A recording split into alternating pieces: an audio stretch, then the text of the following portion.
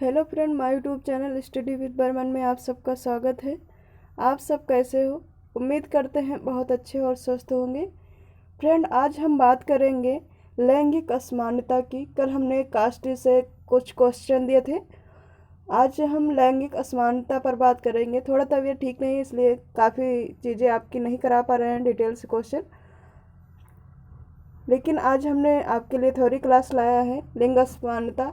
ये आपका बहुत ही ज्वलंत विषय है और इस पर आपके क्वेश्चन आना लाजमी है। काफ़ी अच्छे क्वेश्चन आएंगे इससे, तो आप लोग थ्योरी पढ़ लीजिए, फिर कल आपको इसके जो है क्वेश्चन मिल जाएंगे।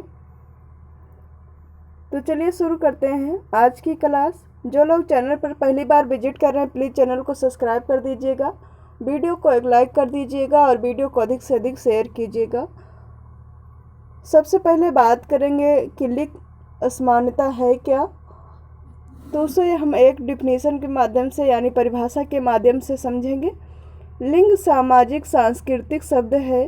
सामाजिक परिभाषा से संबंधित करते हुए समाज में पुरुषों एवं महिलाओं के कार्यों एवं व्यवहारों को परिभाषित करता है।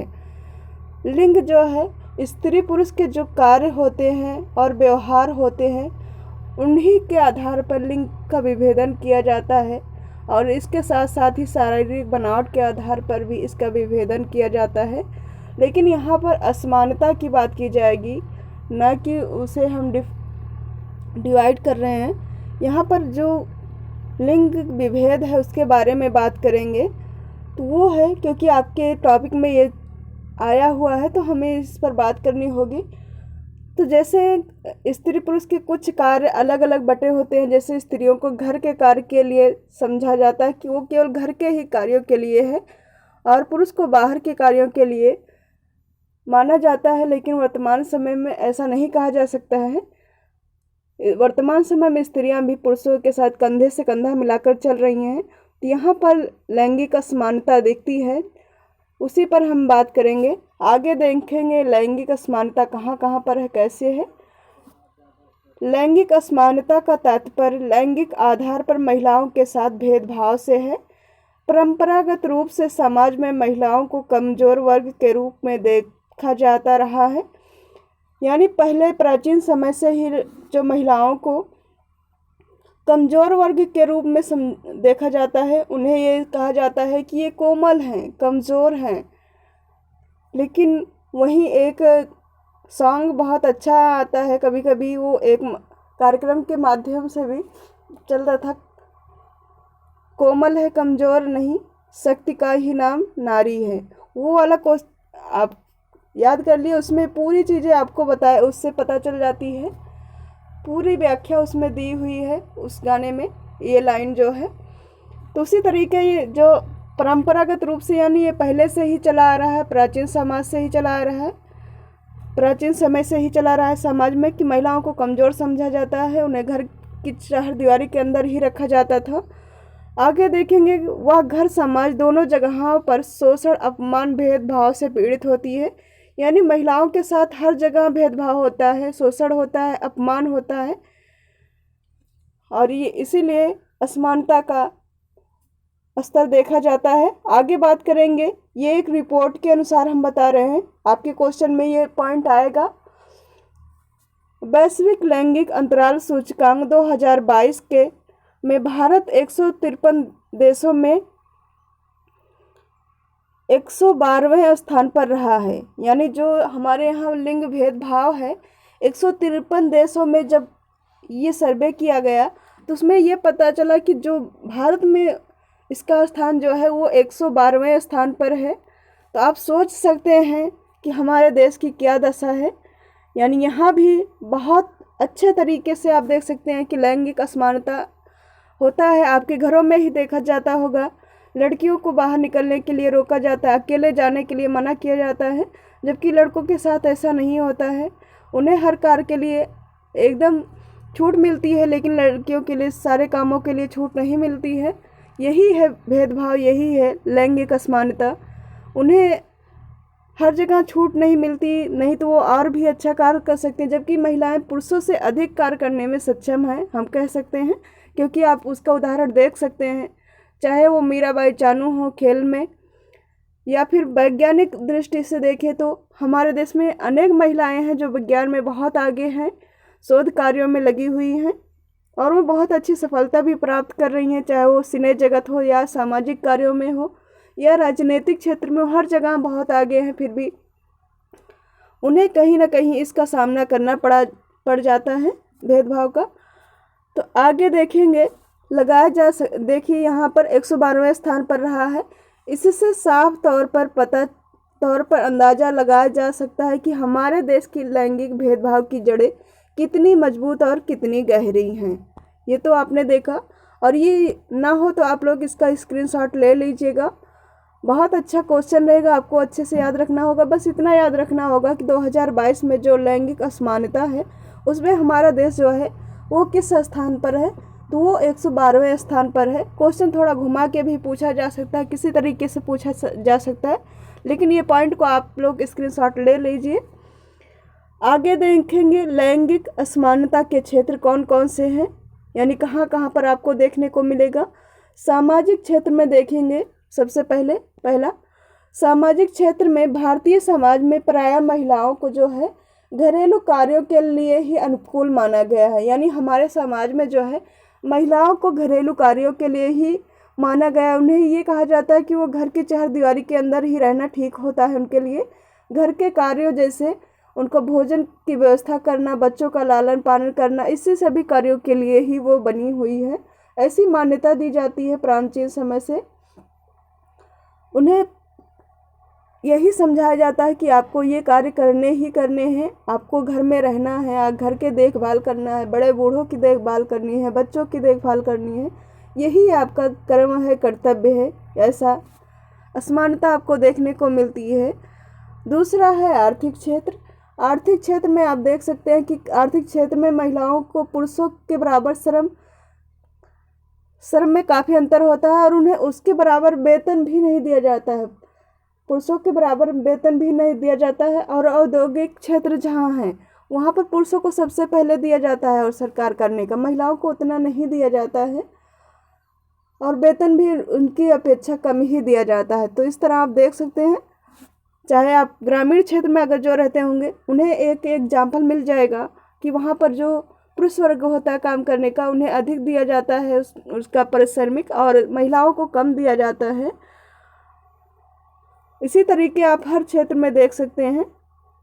अगला पॉइंट है हमारा राजनीतिक क्षेत्र। राजनीतिक क्षेत्र में थोड़ा ये है कि सभी राजनीतिक दल लोकतांत्रिक होते हुए समानता का दावा करते हैं। यानी आप देखते होंगे कि चुनाव के टाइम पे आरक्षण, महिलाओं से लेकर काफ़ी आरक्षण की बात की जाती है, परंतु जब वो चुनाव जीत जाते हैं, जब महिला प्रत्याशी को टिकट देने की बात आती है तो उसमें उनका प्रतिभाग बहुत कम होता है। जैसे 30-40 अगर मानते हैं, एक मानक के आधार पर अगर 30 या 40 पुरुष प्रत्याशी हैं तो उसमें 5 ही महिला प्रत्याशी होती हैं, बाकी 25 जो होते हैं वो पुरुष प्रत्याशी होते हैं। उनको टिकट कम दिया जाता है महिलाओं को। और जब वो जीत भी जाती हैं तो उनकी जो नियुक्ति की जाती है उतने विशेष विभाग उनको नहीं दिया जाता है। बहुत कम ही ऐसा क्षेत्र दिया जाता है जहाँ उन पर वो उतना अच्छा काम नहीं करने का अवसर दिया जाता कि वो खुल के अपना काम कर सके। ऐसे स्थितियाँ देखी जाती हैं, यानी असमानताएं आपको देखने को मिलती हैं हमारे समाज में, हमारे देश में। हर जगह आपको ये चीज़ें देखने को मिलेंगी। आप अपने हिसाब से भी देख सकते हैं, हर जगह आपको मिलेगा। उसी तरह विज्ञान क्षेत्र में भी है, वैज्ञानिक स्तर पर भी उन्हें दाखिला नहीं दिया जाता। खासकर स्टूडेंट लाइफ में ही आप देख लीजिए, पढ़ने के लिए भी बहुत कम बच्चों को साइंस पढ़ने का मौका मिलता है, खासकर ग्रामीण क्षेत्रों में। उन्हें ये बोला जाता है कि आप क्या करोगी, आर्ट पढ़ लीजिए, होम साइंस पढ़ लीजिए। हालांकि होम साइंस के भी काफ़ी अच्छे वो हैं अवसर, आपको लोग को इस मुख्य सेविका के माध्यम से भी मिलने जा रहा है। तो ऐसा नहीं है कि इसके अवसर नहीं है, लेकिन जो वो चाहती है उन्हें उतना मिल नहीं पाता है, हमने देखा है। आप भी अपने आसपास देखते होंगे, अपने ही घर में देखती होंगी, हर जगह आपको ये असमानता देखने को मिलेगी।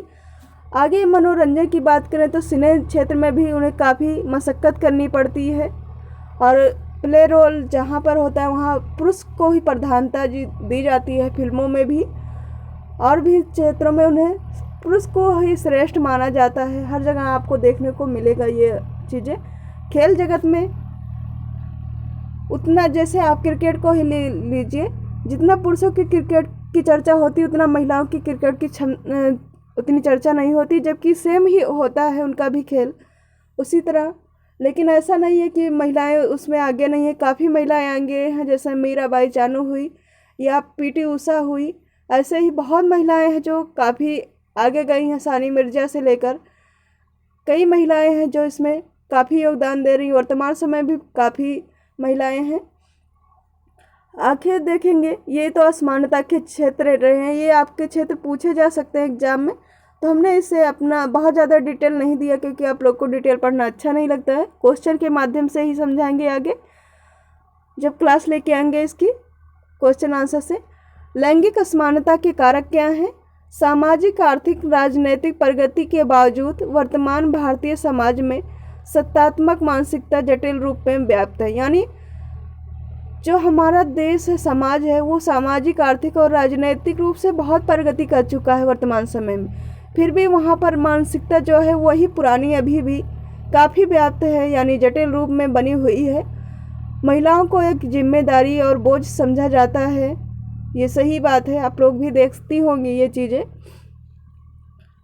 आगे देखेंगे क्या है। भारत में आज भी व्यवहारिक स्तर पर, वैधानिक स्तर पर सर्वोच्च न्यायालय के आदेशानुसार संपत्ति में महिलाओं को समान अधिकार प्राप्त है, परंतु पारिवारिक संपत्ति पर महिलाओं को अधिकार प्रचलन में नहीं है। यानी जो भी अधिकार मिले हैं महिलाओं को संपत्ति में, वो आपको कानूनन मिले हैं, सर्वोच्च न्यायालय के आदेशानुसार मिले हैं, आपको सम्मान दिया जाता है। क्योंकि उसमें आप आम बोलचाल की भाषा में बोलते हैं कि लोग कि कानून के अनुसार महिला को इतना मतलब अधिकार मिल चुका है कि वो अपनी संपत्ति बंटवा सकती है या उसमें ले सकती है।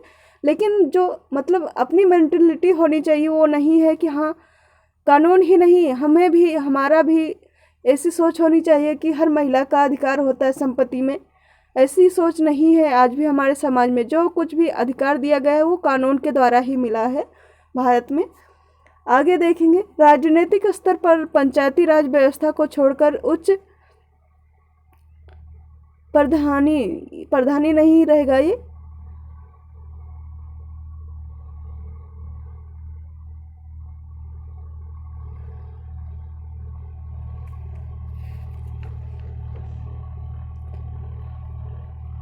वैधानिक रहेगा यहाँ पर। उच्च वैधानिक संस्थाओं में महिलाओं के लिए किसी भी प्रकार का आरक्षण की व्यवस्था नहीं की।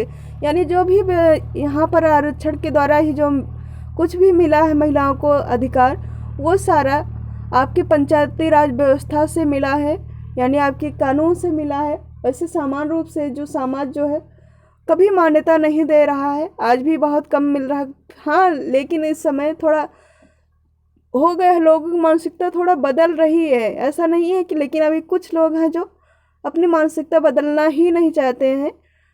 तो ये सारी असमानताएं आपको देखने को मिलेगी।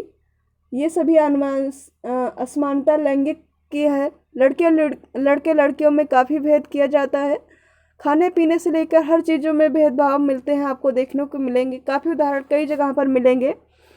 तो आज की रही ये क्लास, आपकी छोटी सी क्लास। थोड़ा तबीयत ठीक नहीं है इसलिए बहुत ज़्यादा हम क्लास नहीं ले पा रहे हैं, लेकिन कोशिश करेंगे कि अगला क्लास आपका क्वेश्चन आंसर से संबंधित हो इसी टॉपिक पर, क्योंकि आप लोग को बिना क्वेश्चन के माध्यम से समझ ही नहीं आता है। हमने जो महसूस किया है कि आप लोग को क्वेश्चन ज़्यादा समझ आता है, क्वेश्चन के अनुसार बताओ तो ज़्यादा समझ आता है, लेकिन थ्योरी नहीं समझ आ रही उतना। तो हम कोशिश करेंगे कि अगली क्लास में आपके लिए क्वेश्चन क्लास लेकर ही हैं, मॉक टेस्ट ही लेकर आएँ। तो मिलते हैं नेक्स्ट क्लास में। लेकिन ये थ्योरी ज़रूर पढ़ लीजिए, थोड़ा समझने की भी कोशिश कीजिएगा। थ्योरी भी पढ़ना ज़रूरी है आपके लिए। थ्योरी पढ़े रहेंगे तो आपको ज़्यादा चीज़ें समझ आएंगी। तो मिलते हैं नेक्स्ट क्लास में। जो लोग चैनल पर पहली बार सब्सक्राइब कर रहे हैं प्लीज़ चैनल को सब्सक्राइब कर दीजिएगा और वीडियो को एक लाइक कर दीजिएगा। वीडियो को अधिक से अधिक शेयर कीजिएगा। मिलते हैं नेक्स्ट क्लास में।